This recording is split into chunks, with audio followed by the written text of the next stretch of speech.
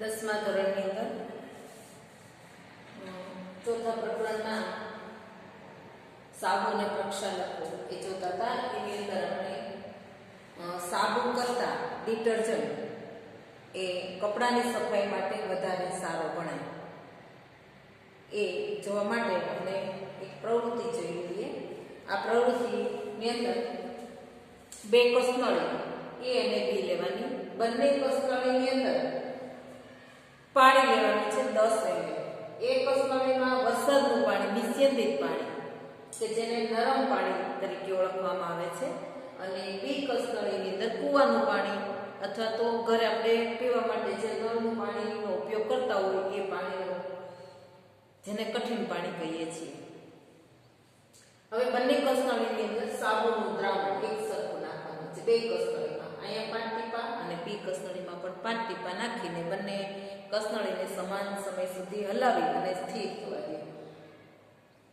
હલાવશો એટલે તમને અવલોકન એટલે કે બંને કસનળીમાં એવું જોવા મળશે કે એક કસનળીમાં ફીણ વધારે જોવા મળશે, જ્યારે બી કસનળીની અંદર ફીણ ઓછા છે અથવા તો અવક્ષેપ તમને જોવા મળશે. ચીકણા અવક્ષેપ, ખોદા ખોદા સાબુ ફાટી ગયો હોય તેવું જોવા મળશે. બરાબર? એટલે કે બંને કસનળીની અંદર આપણે પાણી લીધું છે, નરમ પાણી અને એકમાં કઠિન પાણી. તો આવું કેમ બને છે? તો નરમ પાણી જે છે એ સાબુની અંદર જે કેલ્શિયમ અને મેગ્નેશિયમ ના ક્ષારો છે એની સાથે નરમ પાણી એ અવક્ષેપ ઓછા કરે છે, પ્રક્રિયા ઓછી કરે છે, જેને લઈને એમાં ફીણ જોવા મળે છે. અહીંયા એ એની સાથે પ્રક્રિયા કરે, અદ્રાવ્ય પદાર્થ બનાવે છે જે અવક્ષેપ સ્વરૂપે જોવા મળે છે. એટલે સાબુ ફાટી ગયો એવું જોવા મળે છે. બીજી પ્રવૃત્તિ તમને આપેલી છે કે એમાં બે કસનળી જે છે એ અને બી બેની અંદર કઠિન પાણી લેવાનું છે. બંનેની અંદર કઠિન પાણી એટલે કે કૂવાનું પાણી લેવાનું છે. હવે બંને કસનળીની અંદર એટલે કે એક કસનળીમાં સાબુનું દ્રાવણ નાખવાનું છે, બી કસનળીમાં ડિટર્જન્ટના ટીપા નાખવાના છે.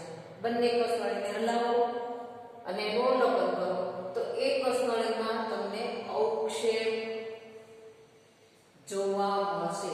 સાબુનું દ્રાવણ નાખ્યું છે, એમાં ચીકણા અવક્ષેપ, સફેદ ફાટી ગયેલો સાબુ હોય એવો જોવા મળશે, જ્યારે બી કસનળીની અંદર તમને ફીણ જોવા મળશે. બરાબર? તો કેમ થાય છે? તો સાબુ છે એ પાણીમાં જે કેલ્શિયમ અને મેગ્નેશિયમ ના જે ક્ષાર છે, કેલ્શિયમ અને મેગ્નેશિયમ સાથે પ્રક્રિયા કરીને અદ્રાવ્ય ક્ષાર બનાવે છે, અવક્ષેપ બનાવે છે. એટલે આપણને પાણીમાં ફીણ નથી જોવા મળતા, પરંતુ સાબુ ફાટી ગયો હોય તેવું જોવા મળે છે.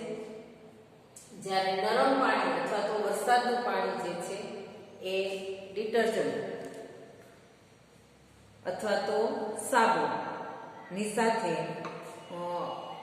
અવક્ષેપ એટલે કેલ્શિયમ, એટલે એની અંદર જે કેલ્શિયમ અને મેગ્નેશિયમની સાથે અદ્રાવ્ય ક્ષાર ઉત્પન્ન કરતા નથી, એટલે કે દ્રાવ્ય થઈ જાય છે, ઓગળી જાય છે, જેને લઈને આપણને એમાં ફીણ જોવા મળે છે. તો આના આધારે આપણે કહી શકીએ કે સાબુ કરતાં ડિટર્જન્ટ એ કપડાં ધોવા માટે વધારે સારો ગણાય. શા માટે? તો આપણે એટલું જ કહી શકીએ કે સાબુ છે એ પાણીમાં રહેલા કેલ્શિયમ અને મેગ્નેશિયમ ક્ષારો સાથે અદ્રાવ્ય અવક્ષેપ ઉત્પન્ન કરે છે, અને ડિટર્જન્ટ છે કેલ્શિયમ અને મેગ્નેશિયમ સાથે અદ્રાવ્ય અવક્ષેપ ઉત્પન્ન કરતા નથી, એટલે કે દ્રાવ્ય થઈ જાય છે, જેને લઈને ડિટર્જન્ટમાં વધુ ફીણ ઉત્પન્ન થાય છે, અને કપડાં ધોવા માટે ડિટર્જન્ટ એ વધારે યોગ્ય ગણાય. આપણે શેમ્પૂ વાપરીએ છીએ એની અંદર પણ ડિટર્જન્ટ હોય છે, એટલે આપણે વાળ ધોવા માટે શેમ્પૂનો ઉપયોગ કરીએ છીએ, જેને લઈને વાળ છે એકદમ ચોખ્ખા થઈ જાય છે, ચીકણા રહેતા નથી. આપણે અહીંયા આ પાઠ પૂરો કરીએ છીએ, અને સ્વાધ્યાયના જે પ્રશ્નો છે એ તમારે બધા હવે નોટબુકમાં લખવાના છે, અને ન સમજાય તો તમારે મને રીતે મને જાણ કરશો, જેને લઈને આપણે એનું સોલ્યુશન કરી શકીશું. હવે પછીનું ચેપ્ટર આપણે 8મું શરૂ કરવાનું છે. Thank you.